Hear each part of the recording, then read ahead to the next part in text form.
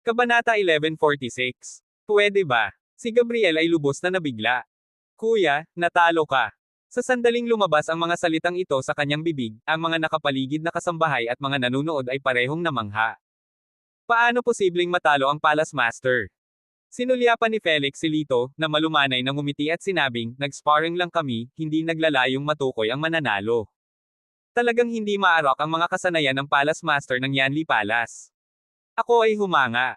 Si Felix, na may hangin ng superiority, ay tumango at sumagot, hindi ka masama sa iyong sarili.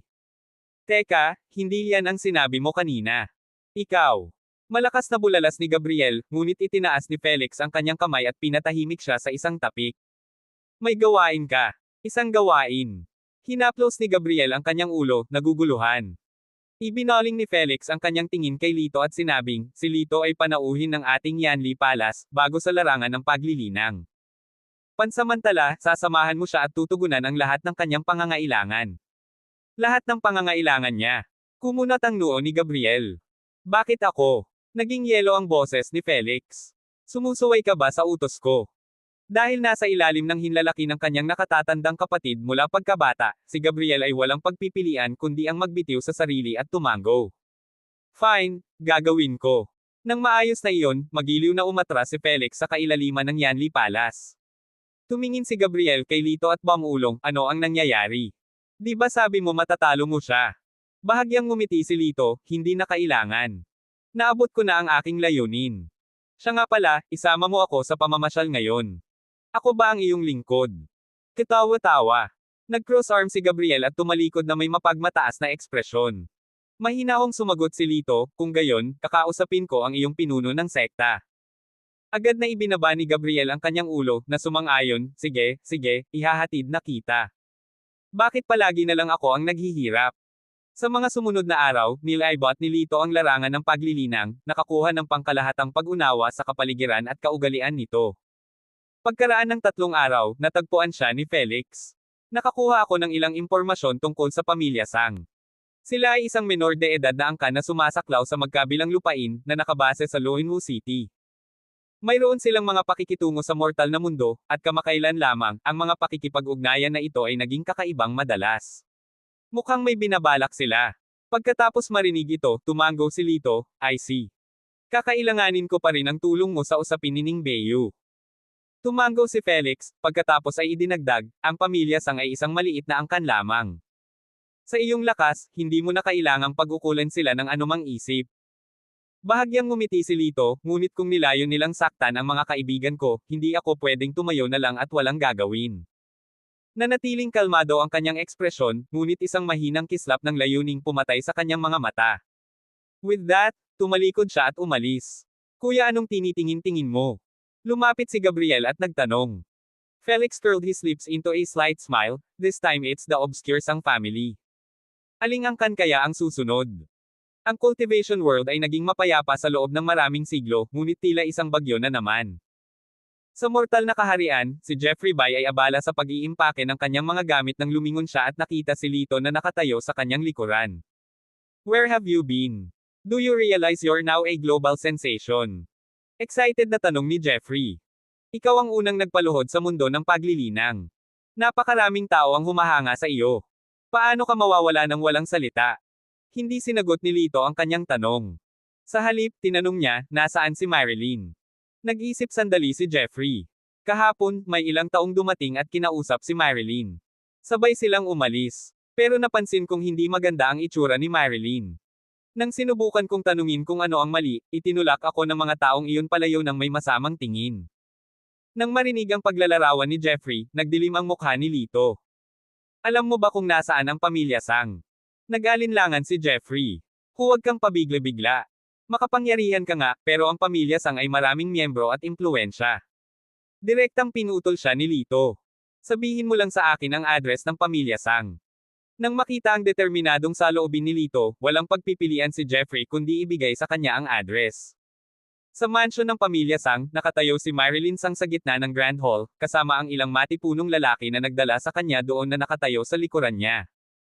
Sa nakataas na plataporma ay nakaupo ang 3 matatandang lalaki, ang 3 matatanda ng pamilya Sang. Marilyn, huwag mo kaming sisihin. Hindi maganda ang takbo ng pamilya sang kamakailan. Wala kaming pagpipilian kundi gawin ang hakbang na ito, sabi ni Jingo Sang, ang pinaka-autoridad na elder na nakaupo sa gitna. Ha! Ang pagbaba ng pamilya Sang ay dahil sa kawalan ng kakayahan ninyong mga pinuno. At ngayon, gusto ninyo akong isakripisyo. Ngumisi si Marilyn na may mapait na tawa. Kabastusan. Ang kanyang mga salita ay tumama sa mga matatanda na nasugatan ang kanilang pagmamataas. Si Jingo, lalo na, ay galit na galit. Mga bantay. Sampelan mo siya. Tumahol siya. Isang matipunong lalaki ang humakbang kaagad at naghatid ng isang matalim na sampal sa mukha ni Marilyn. Pinandilatan ni Marilyn ang tatlong matanda na may nag-aalab na mga mata, nakakuyom ang kanyang panga. Ngunit si Jingo, na hindi nababagabag, ay nagpatuloy ng walang kahihiyan, ang pamilya Sang ay pinakain at binihisan ka sa lahat ng mga taon na ito. Ngayon ay ikaw na ang magbayad sa amin. Pupunta ka sa larangan ng paglilinang at gagawin ang anumang hilingin nila sa iyo. Nangilid ang mga luha ni Marilyn. Kahit na hingin nila ang buhay ko. Oo, kahit na hingin nila ang iyong buhay, malamig na tugon ni Jingo, isang masasamang ngiti ang naglalaro sa kanyang mga labi. Kung maibabalik ng iyong kamatayan ang pamilya Sang sa dati nitong kaluwalhatian, sana. Nang marinig ito, naramdaman ni Marilyn ang matinding kawalan ng pag-asa sa kanya. Ang mga matandang ito ay walang awa, handang lumunin siya ng walang pag-iisip. Kung ganoon, huwag mo akong sisihin sa mga susunod na mangyayari. Sabi ni Marilyn sa nagngangalit na mga ngipin, dahan-daang humihigpit ang kanyang mga kamao. Inayos niya ang mga matatanda sa isang malamig, mapanghamon na titig. Sa lakas ko, hindi mo ako mapipilit sa kahit ano. Ang mga matatanda, gayunpaman, ay nanatiling kalmado, na para bang inaasahan na nila ang mismong sandaling ito. Casual na ikinaway ni Jingo ang kanyang kamay, senyales sa kanyang mga nasasakupan. Ilang sandali pa, bumalik ang isang gwardya, pinangunahan ang isang batang lalaki na mga 7 o 8 taong gulang. Sa sandaling makita ng batang lalaki si Marilyn, tumawag siya, ate. Agad na nagbago ang ekspresyon ni Marilyn. Siya ay umungal sa galit, naglakas loob kang gamitin ang sarili kong kapatid para banta ako.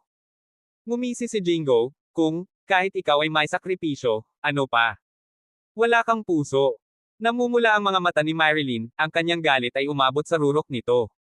Si Jingo ay nanatiling hindi natinag, ang kanyang boses ay malamig na parang yelo. Behave, and I promise the boy will grow safe. Kung hindi, bumagsak si Marilyn sa sahig, nawasak ang kanyang espiritu. Enough. I agree. Nang si Jingo ay magpapasiklab ng matagumpay ng ngiti, isang malakas na boses ang bumungad mula sa pintuan, hindi ako sang-ayon. Nagulat ang lahat nang makita ang ilan sa mga tauhan ni Jingo na sinisipa sa bulwagan. Kasunod nila, pumasok si Lito na may autoridad. Sino ka? Hindi ka pwedeng basta-basta pumasok dito. Sumagay si Jingo, nabaluktot ang mukha sa galit. Si Lito, na nakahawak sa kanyang likod, ay nagpakita ng kumpiyansa. Tinuro niya si Marilyn. Nandito ako para isama siya. Wala kang karapatan. Ngumisi si Jingo at iwinagayway ang kanyang kamay. Kunin mo siya. Sa isang iglap, pinalibutan si Lito ng 12-dosenang mga alipors ng pamilya Sang. Ngunit para kay Lito, sila ay walang iba kundi maliit na prito. Sa ilang matulin na galaw, ang mga magnanakaw ay natamba sa sahig, na daing sa sakit. Nakakahiya. Hinampis ng third elder ang kanyang kamay sa armrest ng kanyang upuan, itinulak ang kanyang sarili pasulong gamit ang isang malakas na suntok na nakatutok kay Lito. Walang pag-aalinlangan, tumugon si Lito. Boom! Ang ikatlong elder ay ipinadala na lumipad pabalik, bumagsak sa isang haligi sa Grand Hall, ganap na walang kakayahan. Nang masaksihan ito, si Jingo ay lubos na namangha. Hindi niya akalain na magiging ganito kagaling ang binata. Kalmadong nagsalita si Lito, wala akong intensyon na saktan ang sinuman, ngunit kaibigan ko si Marilyn. Kung maglakas loob kang saktan siya, huwag mo akong sisihin sa susunod na mangyayari. Ha! Ang yabang at kamangmangan. Tinapakan ni Jingo ang sahig, inilunsad ang sarili ng ilang metro sa hangin, at sumigaw, nakakabasag ng buwan na palm. Ang hangin ay kumaluskaw sa tunog ng kanyang palad, at ang mga nakatayo sa malapit ay nasugatan sa sobrang lakas ng kanyang pag-atake.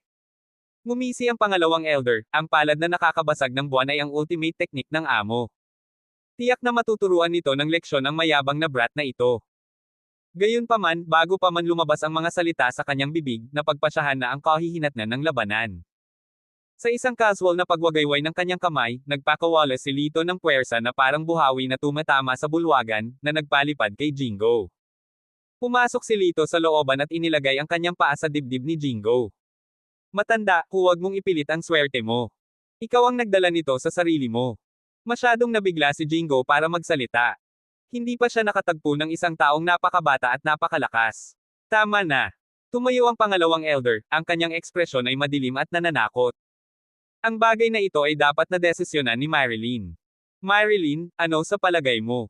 Sinamantala ng tusong pangalawang elder ang kaguluhan kanina para kunin ang nakababatang kapatid ni Marilyn. Ang mga mata ni Marilyn ay namumula, ang kanyang mga labi ay halos makagat hanggang sa punto ng pagdurugo. Nilinggan niya si Lito at sinabing, dapat kang umalis. Huwag kang mag-alala sa akin. Pagkatapos, she forced a bitter smile, thank you for coming to help me.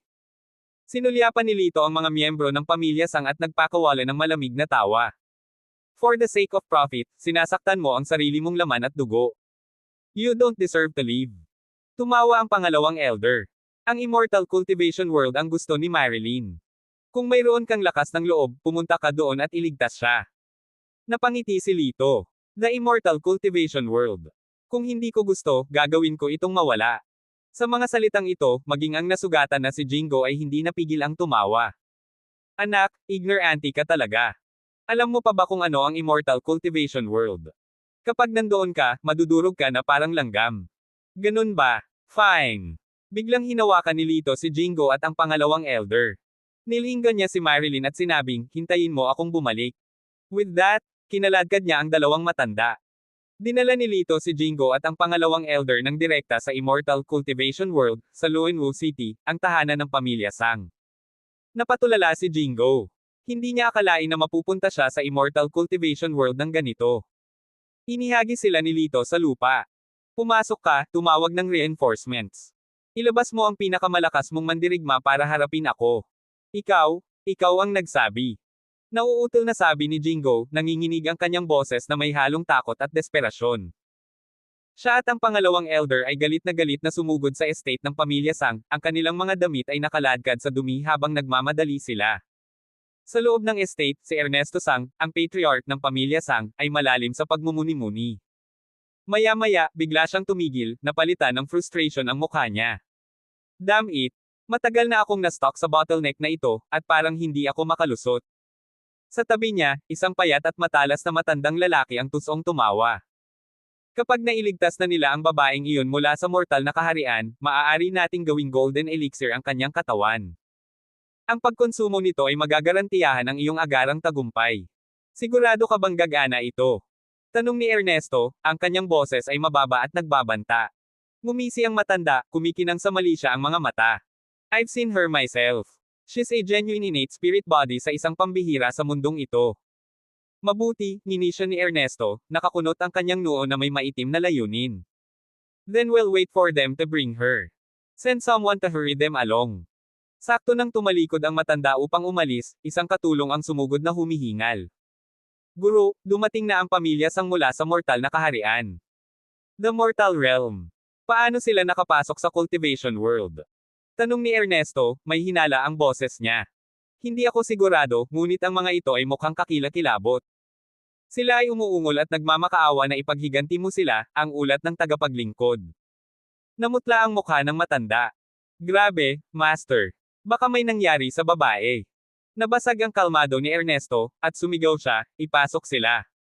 Ilang sandali pa, sina Jingo at ang pangalawang elder ay pinapasok sa bulwagan. Isinalaysay nila ang mga pangyayari sa pabiglang salita, nanginginig ang kanilang mga boses sa takot at galit. Kumuyam ang panga ni Ernesto sa galit, ngunit hindi nagtagal ay sumilay sa kanyang mukha ang isang baluktot na ngiti. Mapangahas. Ilang hamak na tanga ang nang-ahas na hamanin ang pamilya Sang. Dapat may death wish siya. Ito ang Cultivation World, at sisiguraduhin kung hindi na siya aalis ng buhay. Dahil doon, hinawakan niya ang kanyang pinagkakatiwalaang gintong sibat at padebog na lumabas ng bulwagan, ang kanyang mga mata ay nagliliyab sa paghihiganti. Kabanata 1147. Si Ernesto Sang, na nakahawak sa kanyang ginintoang sibat, ay lumabas ng tirahan ng Sang at nang makita si Lito, ay hindi napigil ang magpakawala ng mapang-uyam na tawa. Ikaw, isang baguhan, ay naglakas loob na guluhin ang pamilya Sang.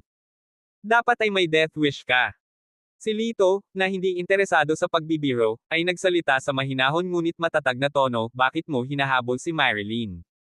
Ngumisi si Ernesto, ano sa iyo? Pinagsama-sama na ito ni Lito. Si Marilyn ay isang celestial spirit, at ang mga taong ito ay tiyak na may masamang intensyon. Sige, bibigyan kita ng dalawang opsyon, diretsyong putol ni Lito sa punto. Alinman, bawiin ang iyong kahilingan para kay Marilyn, o papawiin ko ang tirahan ng sang.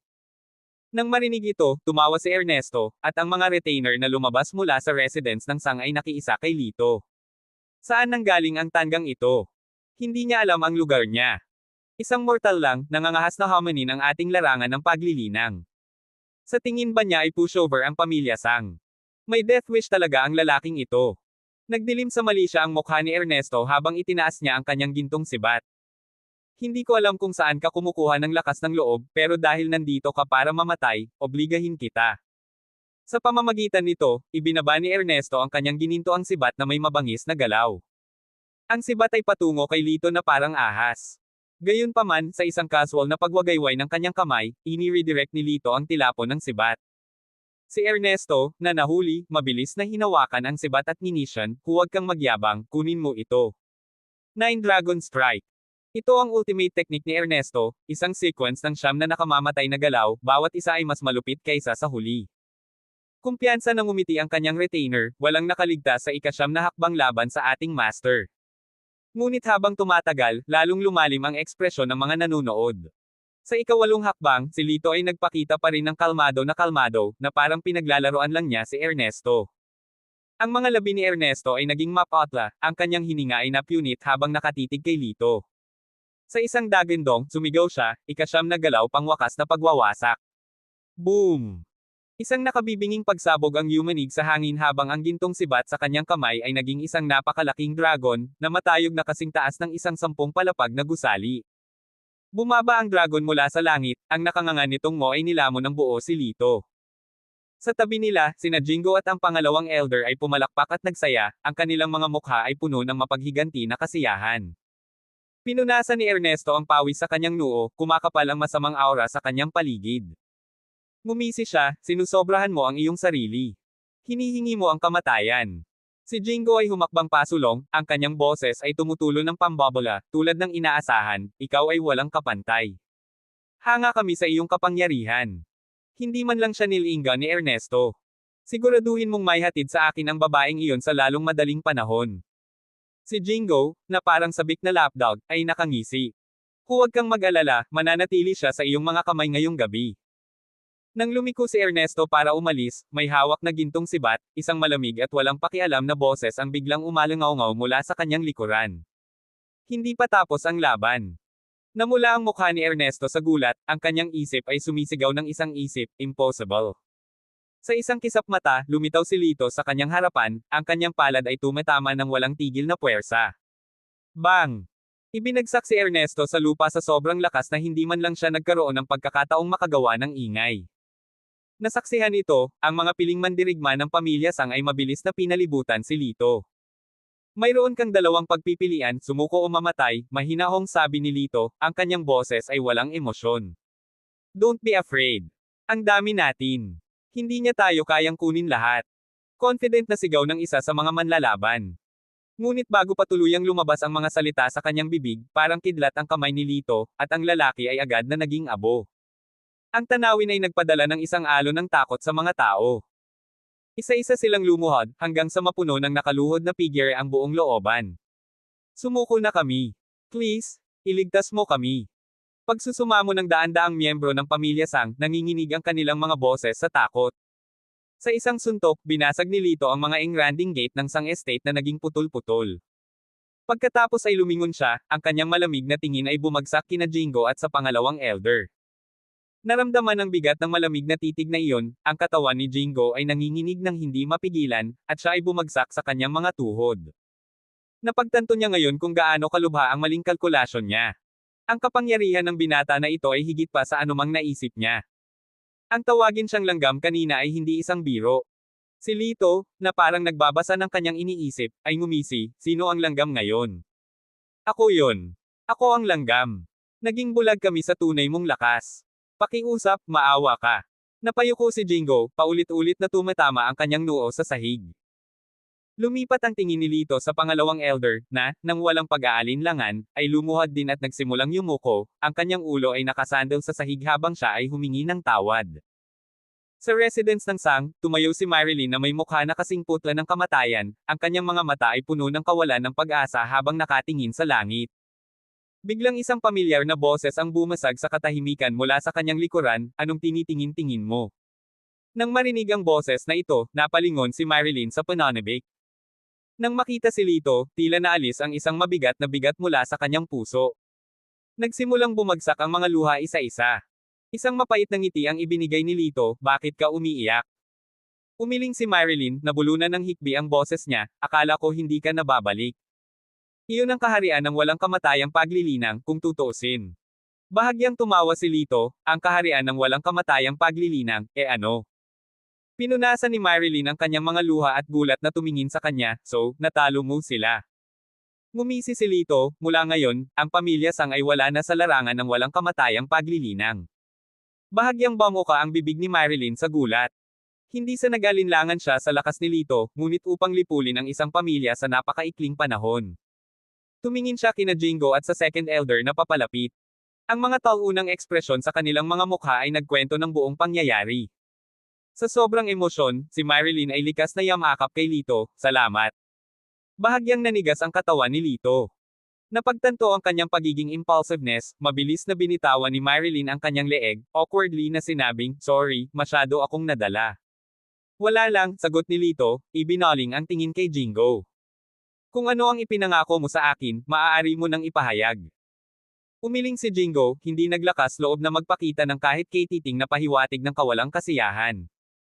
Humakbang siya sa harap ng karamihan at nagsalita sa paos na boses, mula ngayon, si Marilyn ang tagapagmana ng pamilya Sang. Ano? Maraming miyembro ng pamilya Sang ang nahirapang paniwalaan. Isang binata ang humakbang, Lolo, ako ang nararapat na tagapagmana ng pamilya Sang. Bakit dapat magmana ang babaeng iyon? Ang binatang ito ay si Marlon Sang, ang apo ni Jingo. Umirap si Jingo, pipigilan na sana ang kanyang apo, nang tumawa si Lito, simple lang. Kung hindi ka kumbinsido, makipagkompetensya kay Marilyn. Kung sino ang manalo ay magiging tagapagmana. Namutla ang mukha ni Marlon. Palibhasa'y lumaki na sa layaw bilang apo ng ulo ng pamilya, ang kanyang mga kasanayan sa paglilinang ay katamtaman sa pinakamahusay. Hindi siya kalaban ni Marilyn. Ang pangatlong elder, na nasugatan pa, ay tinulungan ng iba. Nang makita si Lito, naging malungkot ang kanyang ekspresyon. First and second elders, nasaroon ba kayo ng isip? How could you listen to that kid? Ang mga usapin ng pamilya Sang ay hindi dapat panghimasukan ng mga tagalabas. Mabilis na humakbang si Jingo at ipinaliwanag sa kanya ang sitwasyon sa mundo ng paglilinang. Nang marinig ito, ang ikatlong elder ay namutla sa takot. Imposible, imposible. Bamantong hininga si Jingo, nakita namin ito ng aming mga mata. Paano ito magiging kasinungalingan? At saka, naranasan mo na ang kanyang lakas. Napaatras ang ikatlong elder, bumagsak sa sahig. Nang muli niyang tingnan si Lito, nanginginig ang buong katawan niya. Sa pagsang-ayon ng tatlong matatanda, si Marilyn ay naging maayos na tagapagmana ng pamilya Sang.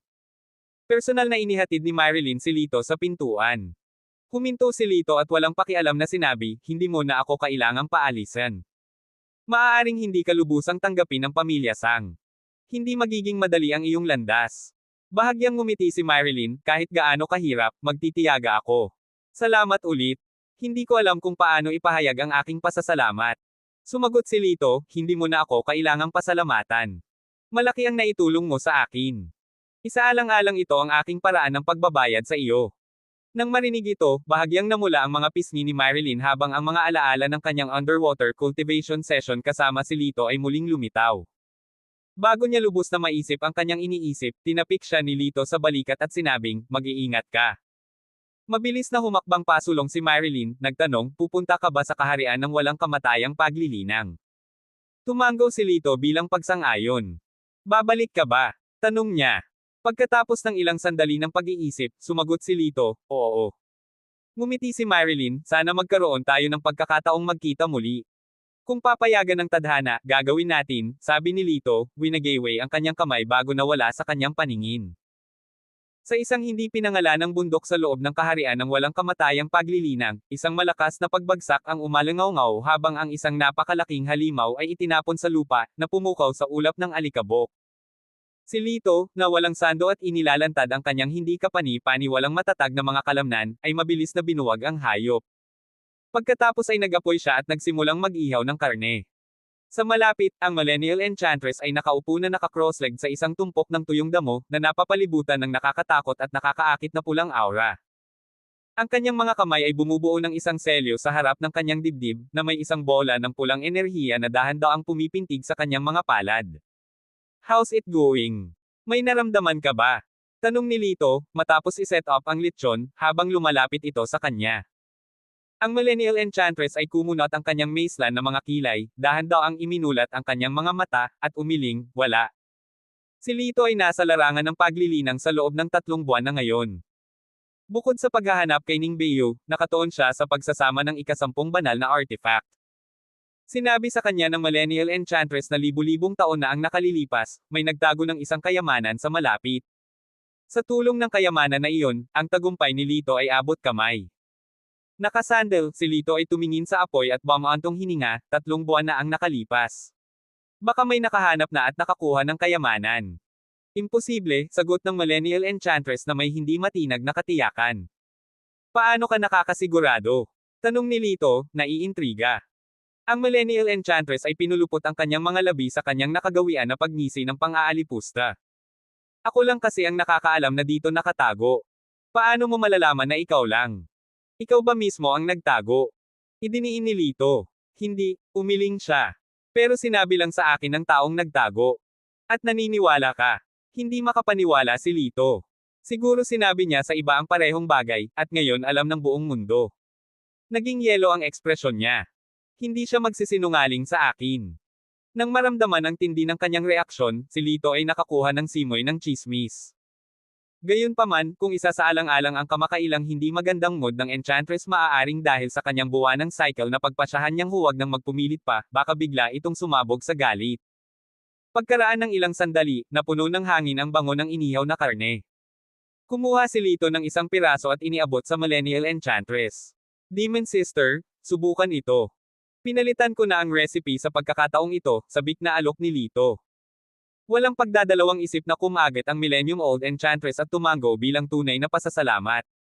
Masarap. After a brief pause, she added, kung hindi ka naglilinang, maaari kang magkaroon ng desenteng pamumuhay bilang chef. Tawa ng tawa si Lito, syempre. Ang aking husay sa pagluluto ay hinasa ng aking master. Ang matandang iyon, kahit na mukhang magaspang, ay may pinong panlasa. Kung ang aking luto ay hindi nakakatugon sa kanyang mga pamantayan, gagawa siya ng mga paraan upang ako ay pahirapan. So, kinasusuklaman mo ba ang iyong amo? Tanong ng Enchantress sa pagitan ng mga kagat. Umiling si Lito, hindi, lubos ko siyang nirerespeto. Kung wala siya, matagal na akong namatay. Ang matibay na pundasyon na mayroon ako ngayon ay nabuo sa pamamagitan ng kanyang walang humpay na pagsasanay. Bakit hindi mo siya puntahan kung ganoon? Tanong pa niya. Bahagyang nabulunan ang boses ni Lito, wala na siya sa atin. Ang hangin ay lumakas sa katahimikan, nabasag lamang ng kaluskos ng apoy.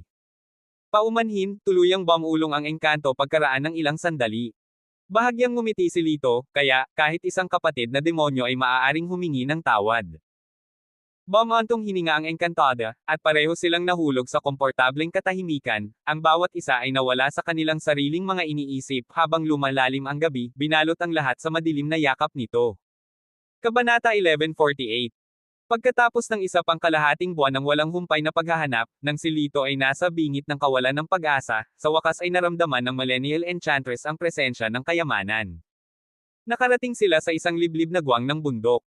Tinitigan ni Lito ang baog na mukha ng bato at biglang naintindihan.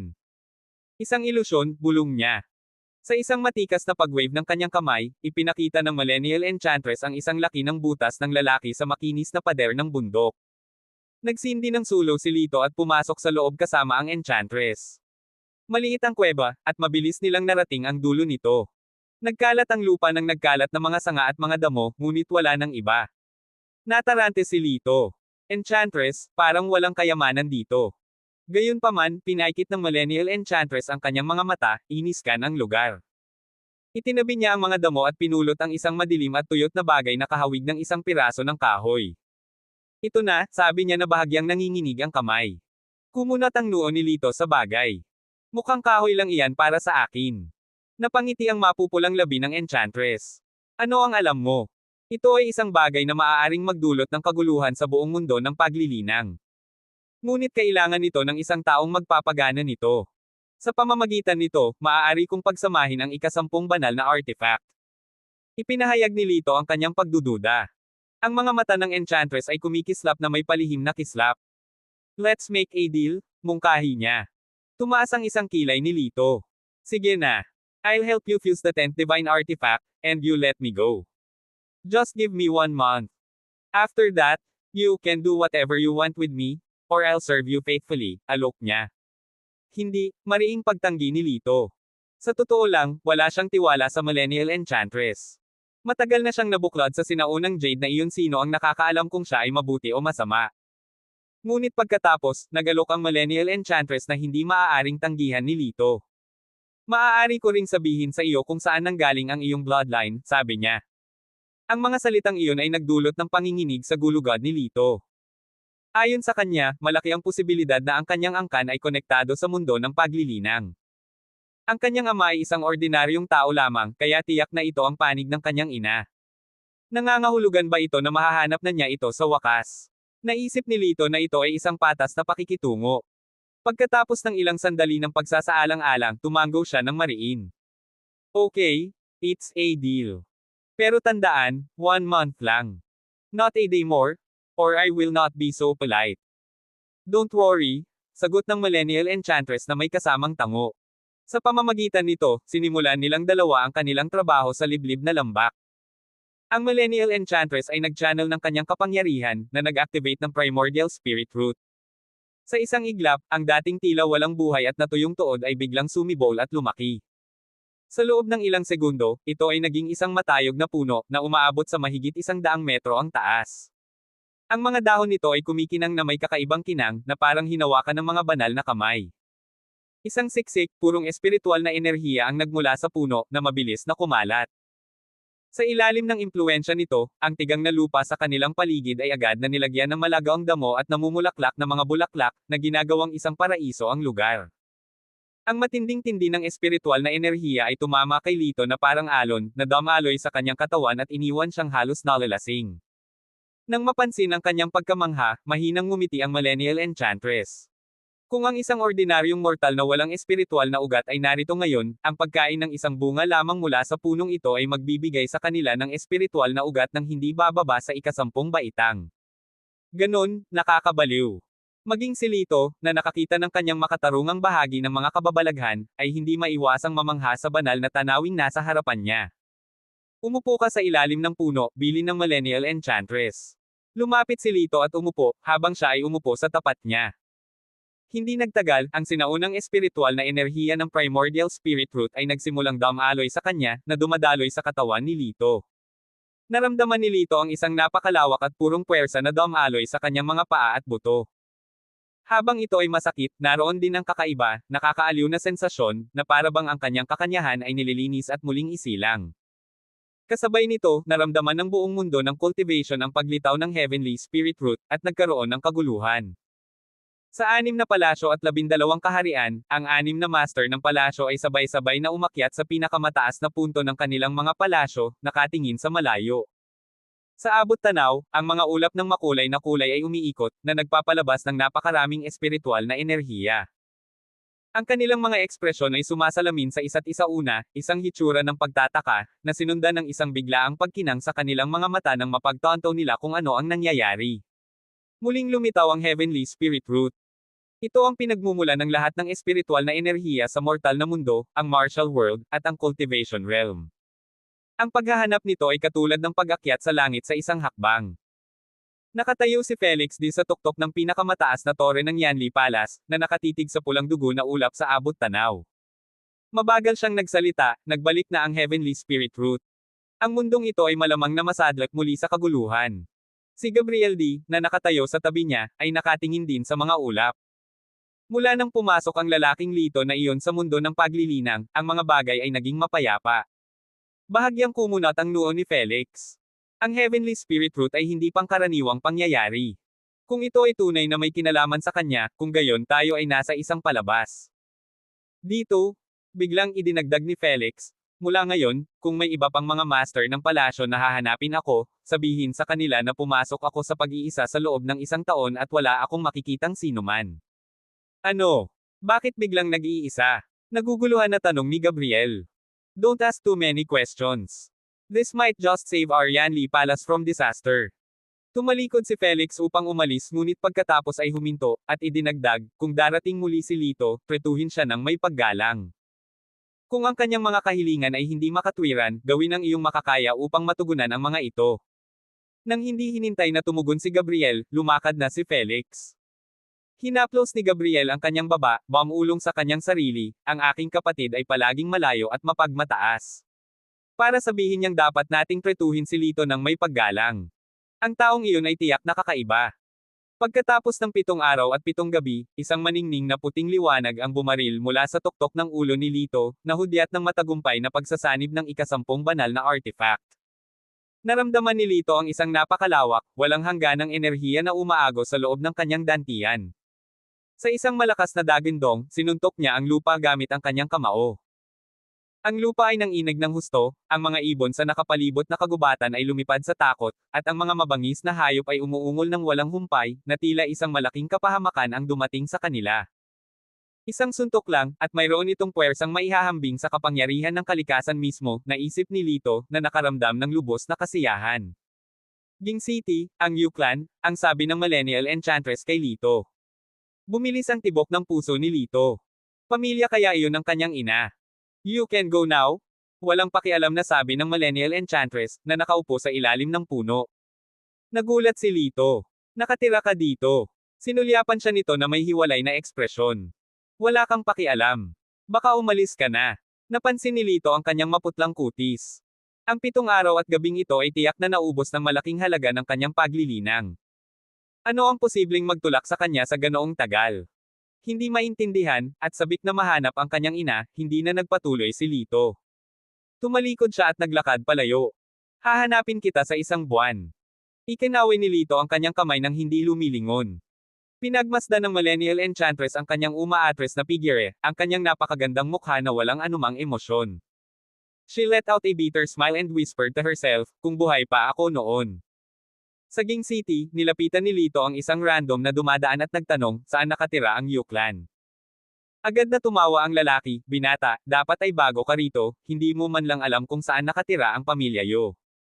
Itinuro niya ang pinakamataas na gusali sa gitna ng lungsod, nakikita mo iyan. Ang pinakakahanga-hanga ay sa kanila. Tumango si Lito, salamat. Pagkatapos ay idinagdag ng babae, nandito ka ba para sa kasal ni Miss Fiona Yu? Kumunat ang noo ni Lito, ideraos nila ang kasal ngayon. Hindi mo alam. Si Fiona na ito ay sikat na sikat. Siya ay dating kilalang kagandahan ng Ging City, na may hindi mabilang na manliligaw. Ngunit pagkatapos ay napunta siya sa mortal na mundo at nagkaanak sa isang karaniwang tao. Nagalit ito sa ulo ng pamilya Yo kaya kinulong niya ito ng mahigit 20 taon. Recently, for some reason, she suddenly decided to marry, and natural, it's to a wealthy and prestigious family. Balita ko. Hoy, binata, hindi pa ako tapos. Bago natapos ng babae ang kanyang pangungusap, mabilis na lumayo si Lito. Habang naglalakad ay unti-unting kumuyam ang kanyang mga kamao at umalangaw-ngaw sa kanyang isipan ang sinabi ng babae. Ang mortal na mundo, ang illegitimate child, ang confinement. Halos sigurado siya na itong si Fiona Yu ang kanyang kapanganakan na ina. Mula pagkabata, hindi na mabilang ang kanyang pag-iyak, nangungulila sa kanyang ina, kahit na nagtatanim ng sama ng loob sa kanya dahil sa pag-abandona sa kanya pagkatapos manganak. Ngayon, sa wakas naintindihan na niya. Hindi siya pinabayaan ng kanyang ina. Siya ay nakulong. Hindi nagtagal, tumayo siya sa harap ng mga engranding gate ng pamilya Yo. Ngayon, ang Yu Mansion ay pinalamutian ng mga parol at mga dekorasyon, abala sa mga bisita, isang eksena ng mahusay na kasiyahan. Sa loob, ang ulo ng pamilya, si Romelu, ay nakatayo habang nasa likod ang kanyang mga kamay, tinitingnan ang hanay ng mga regalo sa kasal na nakakalat sa sahig, ang kanyang mukha ay nagniningning sa tuwa. Sa tabi niya ay nakatayo ang dalawang lalaki at isang babae, ang kanyang dalawang anak na lalaki, sina Lando Yu at Peter Yu, at ang asawa ni Lando, si Donna. Sa wakas, dumating na ang araw na pakasalan ng babaeng iyon. Ang pagkakulong sa kanya sa mansyon, pag-iyak sa lahat ng oras, ay napakamalas. Sinabi ni Donna na may sarkastikong tono. Kumunat ang noo ni Lando, halatang nag-aalala, at lumingon kay Romel. Tatay, paano mo nagawang kumbansihin si third sister? I can't shake this uneasy feeling. Prominent din ang ibang pamilya. We can't afford any mishaps. Isang malamig na tawa ang pinakawalan ni Romel, ang kanyang mukha ay nakaukit ng tuso. Huwag kang mag-alala, walang mangyayaring masama. Ang kanyang ngiti ay naging masama. Sinabi ko lang sa kanya na buhay pa ang dalawang bastos na ipinanganak niya.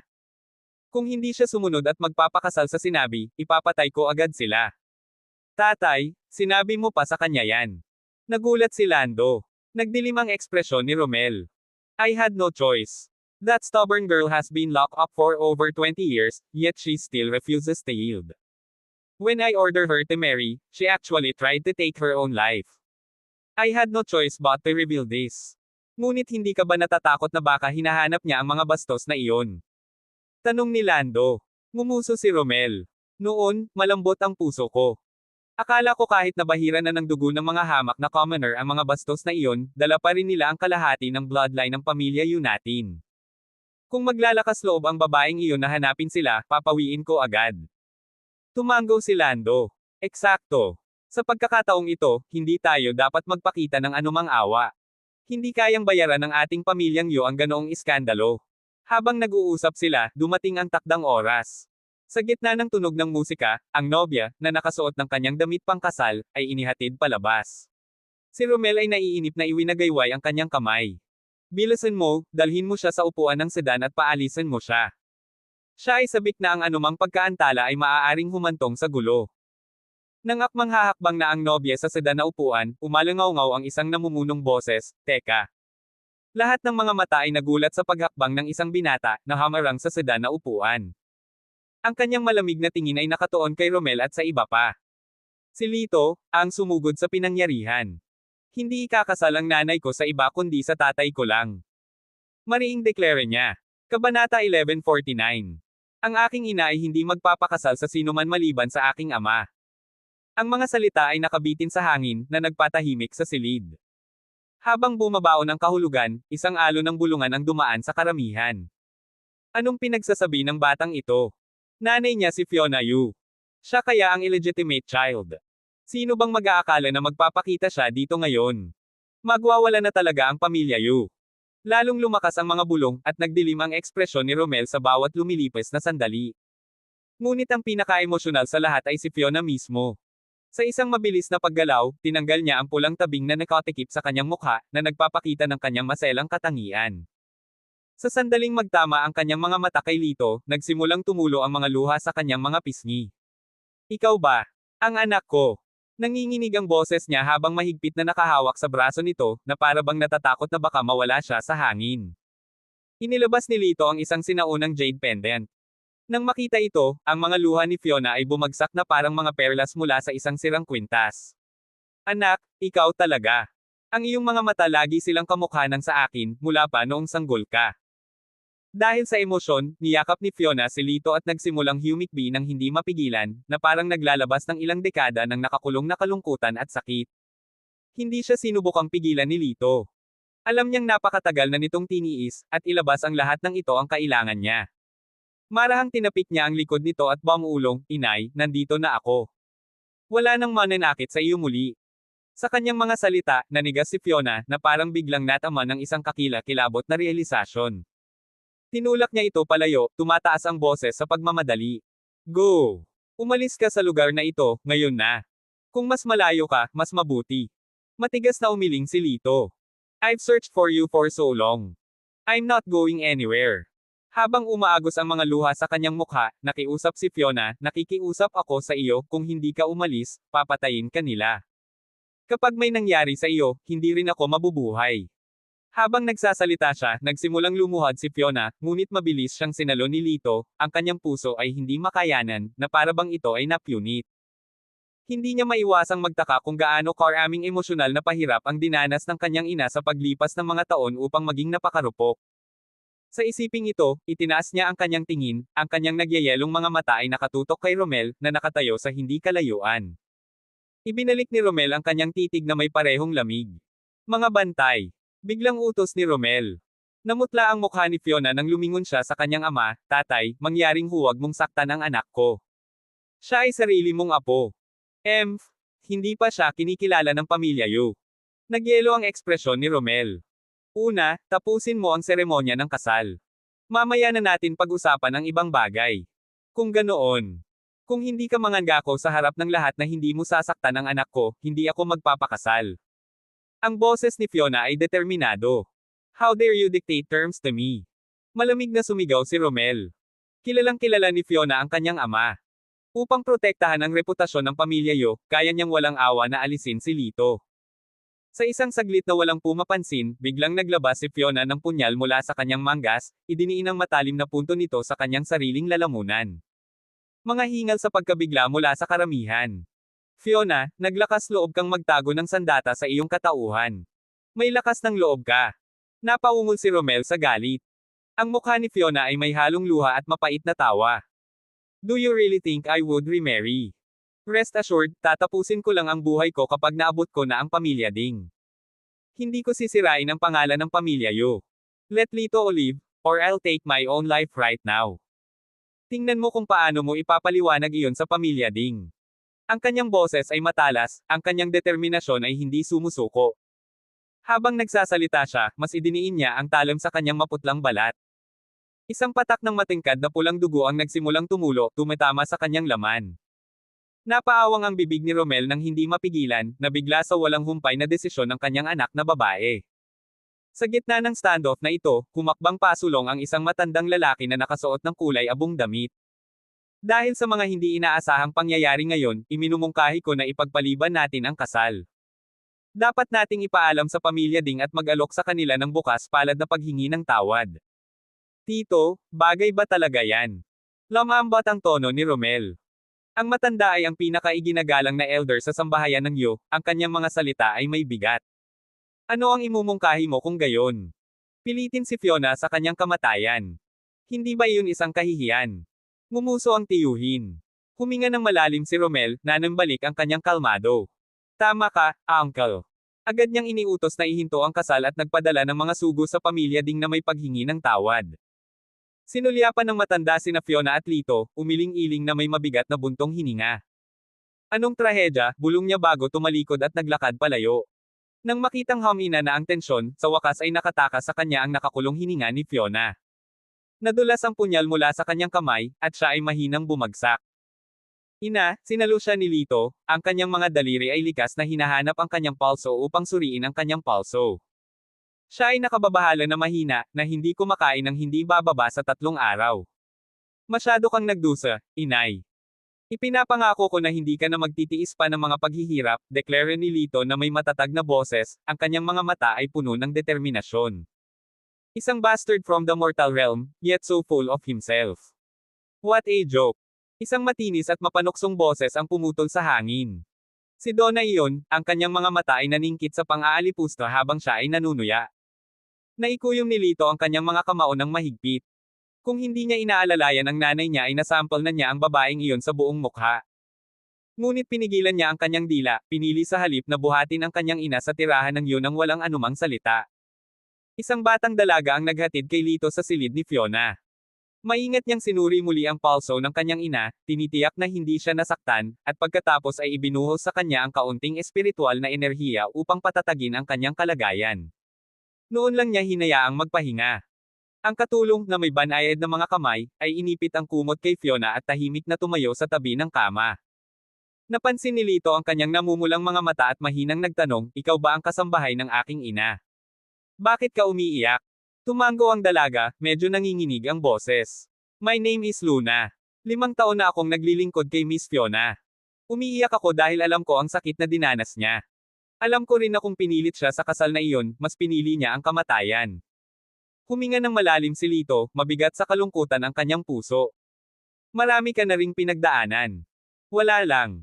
Noon pa man ay tinatrato na ako ni Miss Fiona na parang sarili niyang anak, sa ganoong kabaitan. Tama lang na gawin ko ang lahat ng makakaya ko para sa kanya, sagot ni Luna na may maamong ngiti. Then, as if remembering something, she added, "Oh, baka nagugutom ka. Hayaan mo akong maghanda ng pagkain para sa iyo." With that, dali-dali siyang pumunta sa kusina. Si Lito, gayunpaman, ay walang gana. Hindi niya kailangan kumain. Nakatayo siya sa tabi ng kama, pinagmamasdan ng kanyang ina habang payapang natutulog ito.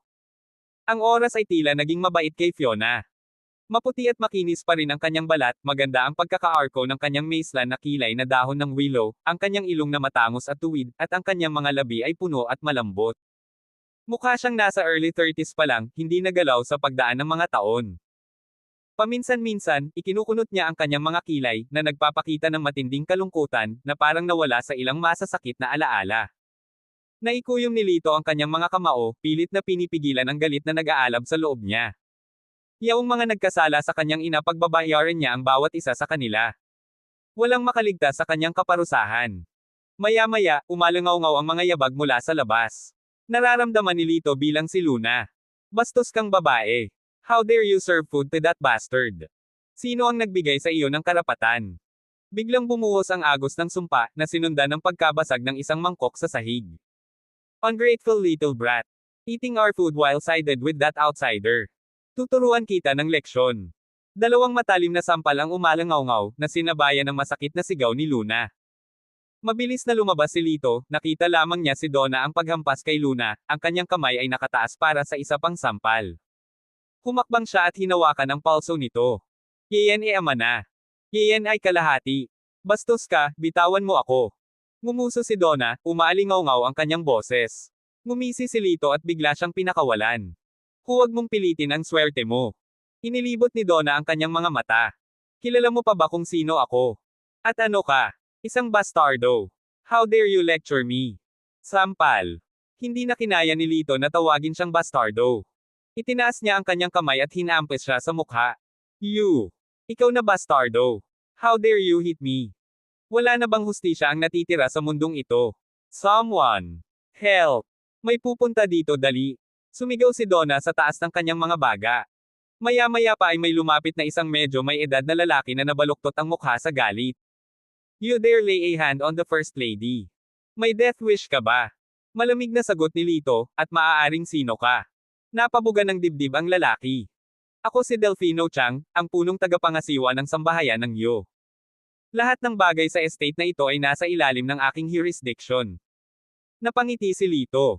Anong joke? Umalis ka. Nagdilim ang mukha ni Delfino, lumalakas ang kanyang tono ng panunuya. You little mongrel from the mortal world, how dare you give me attitude? Bilang kanang kamay na tao ni Lando, si Delfino ay may malaking kapangyarihan at naging mataas sa sarili niyang kahalagahan kamakailan. Old Chang, you must teach this little bastardo a lesson. He grabbed my hand so hard, parang mabibiyak na. Humagulol si Don, ang boses niya ay may halong pagkabalisa. Itinuro ni Delfino si Lito ng nanginginig na daliri. Maghintay ka lang. Biglang humakbang pasulong si Lito, ang kanyang buong pagkatao ay nagniningning ng nakakapanghinayang aura. Parang yelo ang boses niya. I don't need to wait. Right here, right now. How do you plan to teach me a lesson? Ang napakaraming layunin ng pagpatay ang nagpatindig sa mga balahibo sa likod ni Delfino. Bumilis ang tibok ng kanyang puso, at halos bumigay ang kanyang mga paa sa ilalim niya. Ngunit hindi niya kayang mawalan ng mukha. Tinatawag ang bawat onsa ng lakas ng loob, tumayo siya, kahit na hindi niya maiwasang umatras ng ilang hakbang. Wait lang. Dead meat ka. Sa kanyang pag-atres, bumulong siya sa ilalim ng kanyang hininga, damn it. Ang isang bastardo na tulad mo ay nangangahas na manggulo sa aking lugar. Hindi pinansin ni Lito ang kanyang pamumula at lumingon kay Luna. Ayos ka lang ba? Umiling si Luma at lumuhad para kunin ang mga natapong pagkain. Sayang. Kukuha pa ako. Pinigilan siya ni Lito gamit ang banayad na kamay. No need. Go take care of mother. Masunurin namang tumanggaw si Luna. Sige. Samantala, si Delfino, na bumubulong ng mga sumpa sa ilalim ng kanyang hininga, ay pumasok sa isang maliit na patio. Sumunod si Donna sa likuran. Pagkatapos ng isang mabilis na sulyap sa paligid upang matiyak na walang nanunood, hinawakan ni Delfino ang kamay ni Donna at hinayla siya papunta sa isang kalapit na silid.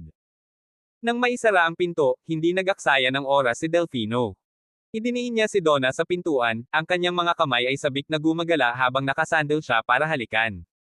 Darling, na-miss kita ng sobra. Umalis ka sa akin, brute ka.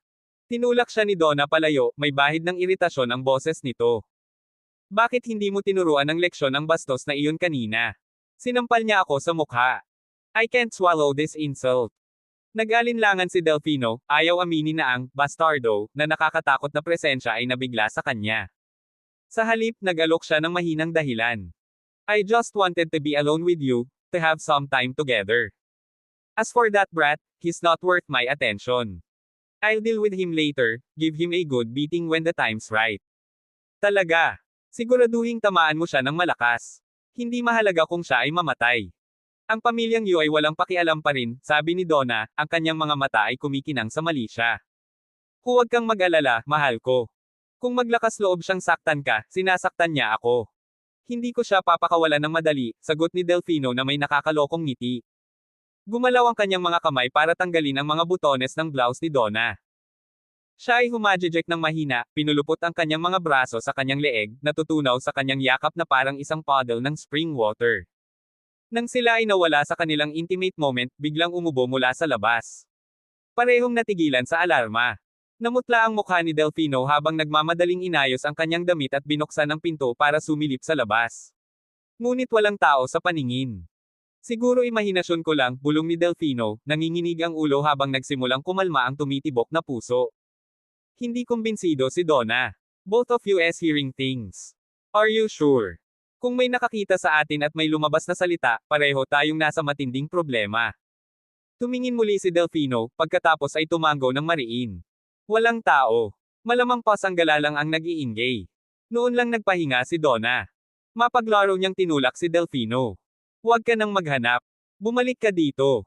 Isinara ni Delfino ang pinto, at ipinagpatuloy ng dalawa ang kanilang mapagmahal na gusot. Samantala, si Lito, na nakadapo sa bubong, ay maayos lumapag sa sahig. Kalmado at hindi nagmamadaling hakbang, bumalik siya sa silid ng kanyang ina. Kabanata 1150. Kinabukasan, sa wakas ay nagising si Fiona. Matapos ang isang buong araw at gabing pahinga, ang kanyang kutis ay nanimbalik ang kulay rosas na kulay, at ang kanyang espiritu ay mas maliwanag.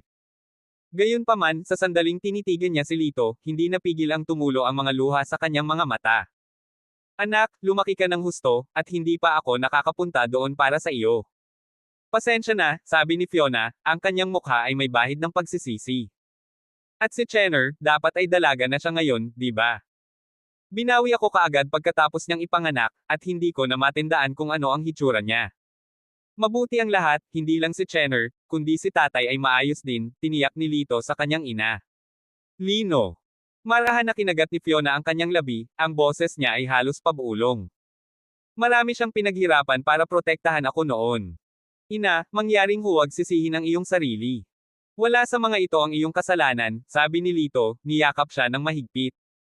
Tumango si Fiona, ang kanyang mga luha ay naging banayad ng ngiti habang nakatingin sa kanyang anak. My son has grown into a fine man. You're even better than I imagined in my dreams. Nang makita ang magiliw ng ngiti ng kanyang ina, nakaramdam si Lito ng matinding kaligayahan. Gaano man ang tingin sa kanya ng cultivation world, sa mata ng kanyang ina, siya ang pinakamahusay, at iyon lang ang mahalaga. Kaya lang, nagmamadaling pumasok si Luna na hingal na hingal. Miss Fiona, nagpasabi ang padre de pamilya. Dadalo ka sa piging ng pamilya. Nakarating na si Young Master Vandal. Bumalik na si Vandal. Tumango si Fiona bilang pagsang-ayon. Naiintindihan ko. Please prepare my attire. Ilang sandali pa, lumabas si Fiona, eleganteng nakasuot ng light green na gown. Maganda niyang iniugnay ang kanyang braso kay Lito. Anak, samahan mo ako sa piging ng pamilya. Pinsan mo si Vandal. Oras na para magkakilala kayong dalawa. Sinundan ni Lito ang kanyang ina sa banquet hall ng tirahan ng Yu, kung saan nagtipon na ang lahat ng kilalang miyembro ng pamilya. Ang silid ay buzzed sa buhay na buhay at Saturday ng 12 ng mga tao. Gayunpaman, sa sandaling pumasok si Lito, unti-unting humina ang ingay. Ang lahat ay lumingon sa kanilang malamig, masusing tingin sa kanya. Ang unang nagsalita ay si Donna, ang kanyang boses ay umaapaw ng panunuya. Fiona, it's fine that you came. But why did you bring him along? Oo, Siya ay isang kahihiyan, isang batik sa reputasyon ng pamilya Yu, ang iba ay bumulong-bulong sa ilalim ng kanilang hininga. Si Fiona Yu, gayunpaman, ay nanindigan bilang isang proteksyon na inahing manok. Anak ko si Lito. Kung itinuring mo akong bahagi ng pamilya Yu, dapat tanggapin mo rin siya. Fiona, nagkakamali ka, ninisyon ni Donna, na mula ang mukha niya sa pang-aalipusta. Dala niya ang dugo ng mga karaniwang tao mababa na mababa. Paano siya magiging katulad natin? At hindi lang iyon, tumaas ang boses ni Donna, matalas ang tono. Forget about his bloodline.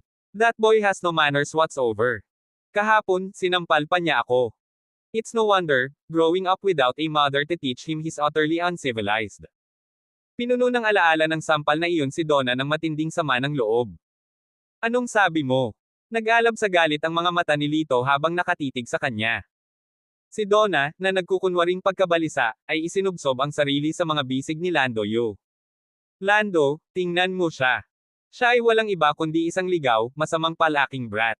Bigla niyang tinakpen ang bibig niya and gagged twice. Donna, ikaw ba? Nanlaki ang mga mata ni Lando nang magtanong siya. Namumula ang pisngi ni Donna na namumula. I was planning to tell you in a couple of days, but since you guessed it, I might as well say it now. I'm pregnant. Talaga. Ang ganda. Mabilis na ginawa ni Lando ang matematika sa kanyang ulo. 2 months na akong wala, so ibig sabihin, over 2 months ka ng buntis. Tumanggaw si Donna, at tuwang-tuwa si Lando. At 56, ito ay isang huli na pagpapala para sa kanya. Nang marinig ang balita ng pagbubuntis ng kanyang manugang, natuwa rin si Romel. Og, kahapon ko lang pinagalitan ang munting bastos na iyon, at nagkaroon siya ng lakas ng loob na sampelan ako. Medyo sumakit ang tiyan ko simula noon, angal ni Donna, ang boses ay umaapaw sa awa sa sarili. Si Lando, na labis na nag-aalala para sa kanyang asawa, ay itinuro si Lito at tumahol, ikaw na walang kultura, humingi ng tawad sa kanya. Nang marinig ito, tumawa lang si Lito. Ang pagtawa ay nag-iwan kay Lando na nalilito. Anong tinatawa-tawa mo? Nakangiting sagot ni Lito, natatawa ako sa sobrang saya mo, kahit na nakasuot ka ng berdeng sombrero. Anong ibig mong sabihin? Si Lando ay nalilito. Bahagyang tumawa si Lito, siguro sa iyong cultivation world, wala kang ganoong mga kasabihan. Tanungin mo kung ano ang ibig sabihin ng berdeng sombrero, at mauunawaan mo. Gayunpaman, ang iba ay wala pa ring ideya. Malamig na sumengot si Lando, kalokohan. Humingi ng tawad ngayon. Kahapon, noong tinutulungan ako ni Luna sa pagkain ko, natapon niya iyon. At pagkatapos ay sinaktan niya siya, nang iinsulto, tinawag akong bastardo. Hindi nga siya humihingi ng tawad. Walang pakialam na tanong ni Lito, walang ekspresyon ang kanyang mukha. Mayabang na sagot ni Donna, nagkamali ba ako? Isa kang bastardo, at ano ang mali sa pananakit ko sa isang utusan? Nanatiling tahimik si Lando, lihim na sumasang-ayon sa mga salita ni Donna. Nanatili ring tahimik ang iba pang pamilya Yu, na walang pagtutol. Namumula ang mukha ni Fiona, nanginginig ang kanyang katawan na parang anumang oras ay maaaring bumagsak. Anak ko si Lito, dala ang kalahati ng bloodline ng Yu. Bakit mo siya pinapahiya ng ganito? Tanong niya, nanginginig ang boses niya na may halong galit at kawalan ng pag-asa. Ina, hayaan mo na, pagsingit ni Lito na may malamig na ngiti, ang kanyang mga mata ay nagwawalis sa buong silid. Wala akong pakialam kung ano ang tingin nila sa akin. Siyempre wala kang pakialam. Pumunta ka dito para lintihin ang pamilya Yu, di ba? Hoping to grab some benefits. Ngumisi si Donna, ang kanyang mga salita ay umaapaw sa panunuya. Si Lando, na may hitsura ng lubos na paghamak, ay sumigaw, ano ang posibleng makamit ng isang mortal na katulad niya? Hindi sasayangin ng pamilya Yu ang ating mga mapagkukunan sa isang walang kabuluhan. Lumalim ang ngisi ni Lito. Hayaan mo akong linawin ito kung gayon anuman ang mga benepisyo, na iaalok ng pamilyang Yu, wala akong interes sa kanila. Ano ang sinabi mo? Napuno ng tawa ang kwarto. Nambobola siya ng hindi man lang kumikibo. Isa ka lang nobody from the mortal world, the lowest of the low in the cultivation realm. At huwag kalimutan, ang pamilya Yu ay ang nangungunang clan sa Ging City, na may legacy na sumasaklaw sa 2 milenyo. Not to mention, we even have connections in the Yanli Palace. Hindi niya siguro alam kung ano ang Yanli Palace. Ano ang naiintindihan ng isang mortal na katulad niya? The crowd jeered, treating Lito as if he were nothing more than trash. Nanginginig sa galit si Fiona, handang sumagot, ngunit marahang inilagay ni Lito ang isang kamay sa kanyang balikat, pinigilan siya. Maya-maya lang, isang boses ang umalangaw-ngaw, Vandal is back. Lahat ng mata ay lumingon sa pintuan, at saglit, nakalimutan si Lito. Isang binata na nakasuot ng ganap na puti ang kumpiyansa na pumasok sa silid, ang kanyang mga gwapong katangian ay nakaagaw ng atensyon. Sa bahagyang pagtango sa mga nagkukumpulang tao, naglabas siya ng hangin ng walang kahirap-hirap na biyaya. Ito ay si Vandal Yu, ang pangalawang anak ni Lando Yu. Biyaya ng pambihirang talento at kapansin-pansing hitsura, siya ang nagniningning na bituin ng nakababatang henerasyon ng pamilya Yu. Ang kanyang maagang appointment sa prestihiyosong palasyo ng Yanli ay nag-iwan ng inggit sa marami. Parehong pinahahalagahan siya ni na Romelio at Lando Yu, na ibinibigay ang mga mapagkukunan ng pamilya upang suportahan ang kanyang pagtaas. Ang ganitong paboritismo mula sa murang edad ay nagbunga ng kahambugan kay Vandal Yu, na minamaliit ang lahat sa loob ng sambahayan ng Yu. Habang ang mga miyembro ng pamilya ay nagkukumpulan sa kanya, pinaulanan siya ng mainit na pagbati at pagtatanong, si Vandal ay tumugon ng magalang. Pagkatapos humigop ng kanyang tsaa, pumunta ang grupo sa dining room. Samantala, sina Lito at Fiona ay ganap na hindi pinansin. Ang mga mata ni Fiona ay kumikislap sa pagitan ng sentro ng atensyon, sina Vandal Yu, at Lito, ang kanyang puso ay sumasakit ng labis na halos tumulo ang mga luha mula sa kanyang mga mata. Anak, I'm so sorry.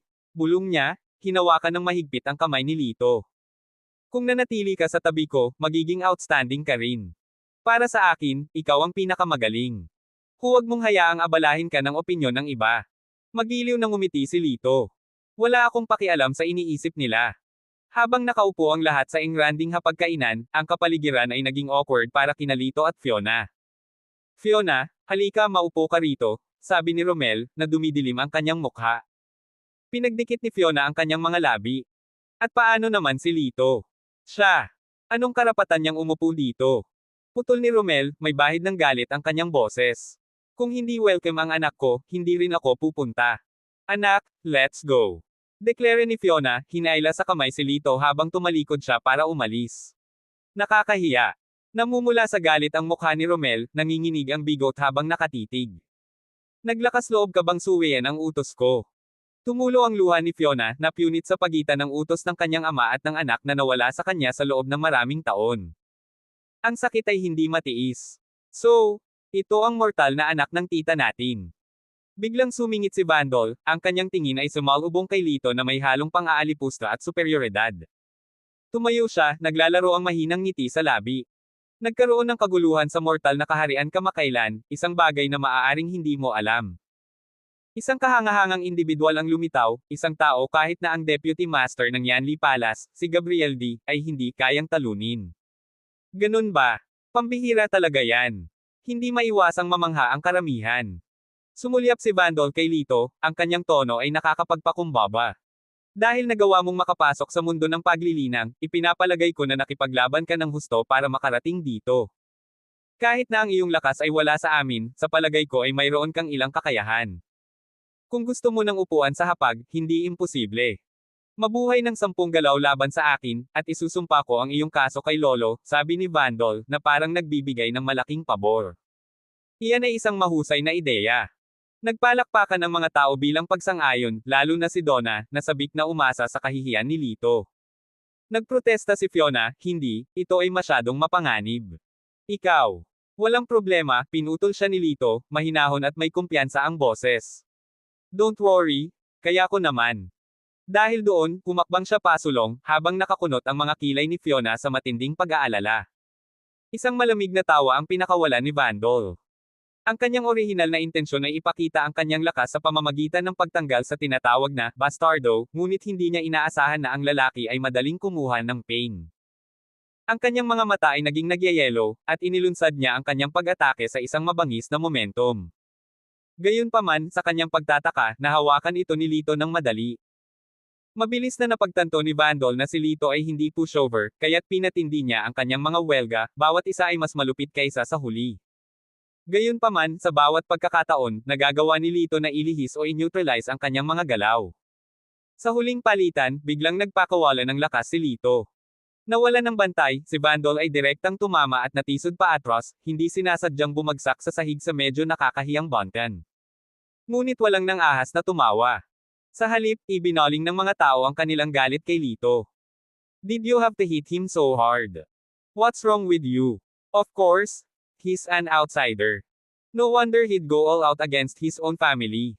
Lagi kong sinasabi na siya ay walang iba kundi isang lobo na hindi mapaamo. Ang sunod-sunod na mga reklamo ay nagpangiti kay Lito sa kanyang sarili. Iba talaga ang dobleng pamantayan ng pamilyang ito. If it had been him lying on the ground, these people would nayan a feminine ordinal indicator have shown an ounce of sympathy. Sa katunayan, malamang na sila ay tumatawa sa kanilang mga ulo.